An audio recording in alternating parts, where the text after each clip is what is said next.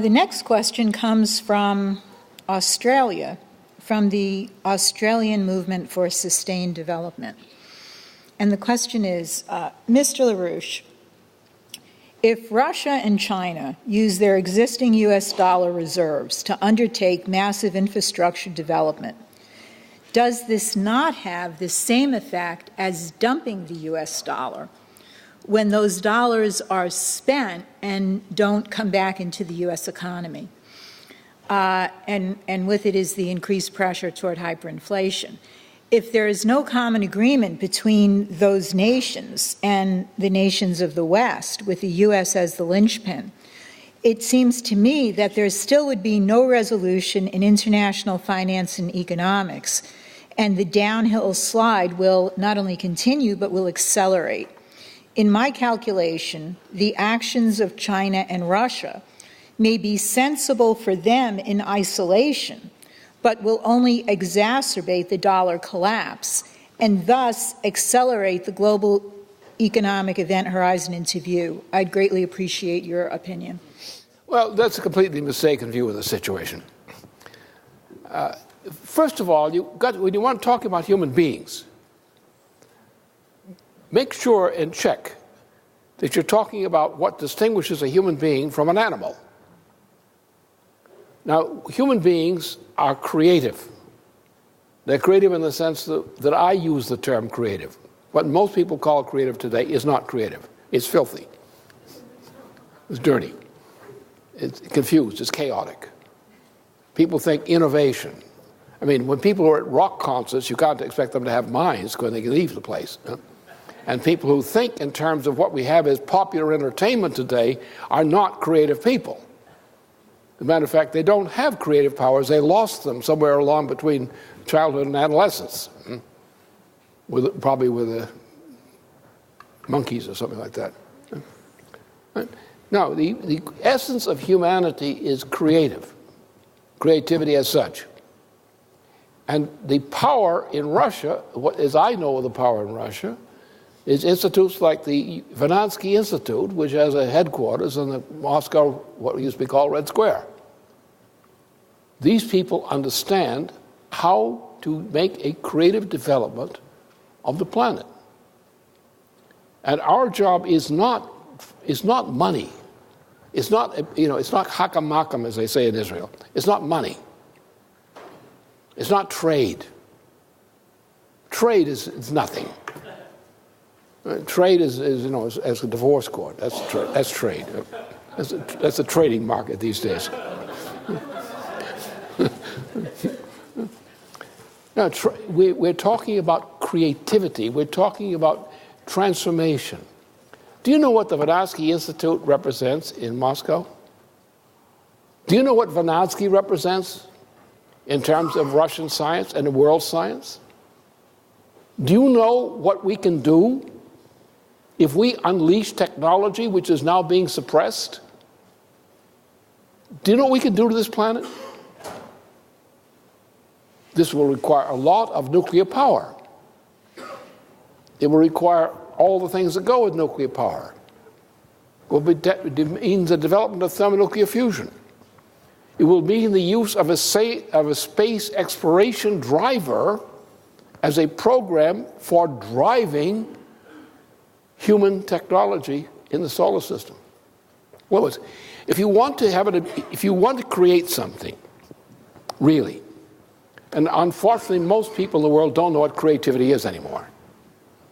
They think it's, taking your pants off in public or something like that. Things almost like that are called creativity today. Or take rock music. Can somebody call that creative? The mind that does that is not creative.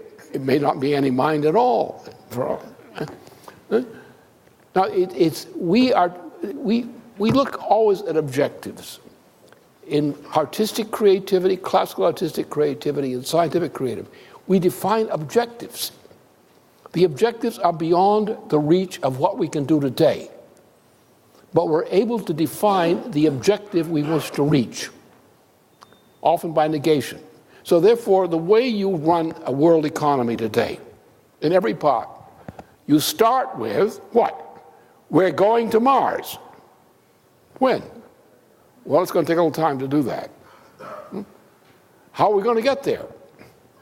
Well, we got a little problem right now we're talking about, very much among my circles. We have, when the astronauts landed on the moon the second time, they discovered a deposit left by the sun called helium-3. And helium-3 is the most useful and most accessible and desirable fuel for thermonuclear fusion. Now, if I want to go to Mars, this is the way you have to think. Pose a question. You want to go to Mars. What does it take to do that? How was thermonuclear fusion developed in the first place? How were weapon systems developed in World War II? Completely new kinds of systems. How were they done? Because somebody asked the question, how can we do this? When somebody else said, oh, that's impossible. I can't find it in the textbooks. So we're going to go to Mars. And I pose this here as a very serious answer implicitly to this question and others which are coming up. We say, well, if you want to know how to think about humanity, talk about travel to and from Mars. Because by asking yourself to work out all the questions and solutions to those questions, which that question asks, you're giving mankind a sense of a future, a destiny of mankind. And you're forcing yourself to find in yourself the creative powers to determine how this could be done. And you work back and forth over generations. People are excited about it. They're excited about this thing today. Young people are excited about going to Mars. Again. And we know we're on the verge of losing the ability to do that. Because humanity may be going back to the apes at the way we're going now. So therefore we pick an objective beyond what we think could be done. And we say, wait a minute, some of the stuff can be done, can't it? And you think about travel to Mars. Well, to travel to Mars by ordinary methods people would think of, it'd take 200 to 300 days. But if I wanted to send a vessel to Mars, an automated vessel, we could probably try it, it's a shot, with about 3 to 6 days. We would use helium-3 as a fuel, build a device for a fusion impulse device with a potential thrust equivalent to 1 gravity as acceleration factor, and you could probably make the trip in 3 to 6 days. Now, whether a human being could survive that treatment or not is another question. Possibly, so forth. But that's just another thing to ask about. We know we can send things to Mars, and including some politicians perhaps, and see how they come back, what condition they come back in. And maybe it's a very interesting test to run. But by challenging ourselves to look at these kinds of questions, of challenges which are on the fringes of the imagination, and sorting out those which we realize we have some capability for solving, that is the process of creativity. That's the case in classical art, it's the case in classical poetry, it's in everything of any importance. Always look ahead beyond what you are today, what you're capable of doing today, what your nation is capable of doing today, and take that as your objective. Now, that is not a thing in itself. What you're doing is you're forcing yourself to bring forth in yourself what is specifically human, willful creativity, real creativity, to making an original discovery. How? It's stimulated by kicking yourself in the butt and saying, this ought to be possible to do. What do we know about it? Could we actually do it? What questions do we have to answer to solve that problem? Everything that mankind has done, whether in art, in poetry, in physical science, and so forth, in achievement generally is done that way. And therefore, that's the way we have to approach this. We have to say our objective is to go for progress. Once you define that, And once you take a factor in Russia, which is one which I especially like, the Vernadsky Institute in Moscow, headquarters in Moscow. And I think about what that institution represents. And what Vernadsky represents is the unfinished work of Vernadsky and some other people associated with him. I say, now if I talk about Russia or Siberia or so forth, yeah, so what? But then I say, what are some of the questions which are posed by Vernadsky and his associates? Suppose we start to look at some of the things that are made possible once we take Vernadsky's questions into account. Now I have oriented society toward that. What we want to do is take young people, not to give them a job, not to train them to do something. We want to put them through a training program, yes, as a context, but we want to give them a destiny. We want to give them a mission which takes them beyond themselves. We don't want to give a guy a job in a shop producing something. We want to make him a machine tool designer. We want to make him a scientist, that sort of thing. And the secret here is to do that, is to take the view of society. We're not going to do the same old all the time. We're going to take our young people and we're going to inspire them with what they can become, not just what the Army promises them, U.S. Army, what you can make, what you can become. This is the standard. We don't want routine education. You know, I take people, I say, cut out the mathematics. You're stuck in routine. You're not thinking. You're not thinking creatively. You're not posing questions of principle and testing those questions of principle in your own mind. And when you do that, they start to think. The brutality of young people. If you go through a routine, go through the mathematics and learn this and learn that, that's nothing. That doesn't get you anywhere. And that's what we have to do here.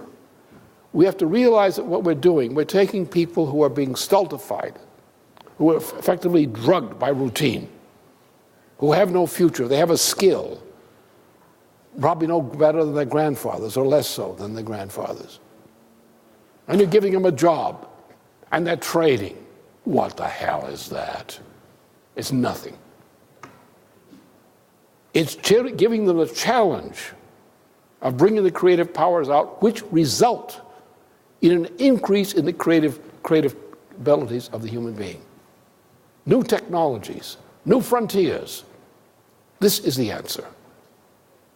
And we do that by going into the culture of the people. And we try to promote the creativity which lies within the culture of a people. Provoke that culture. Challenge it. Bring people into cooperation around this kind of cultural opportunity. And you increase the productive powers of labor. Don't talk about trade.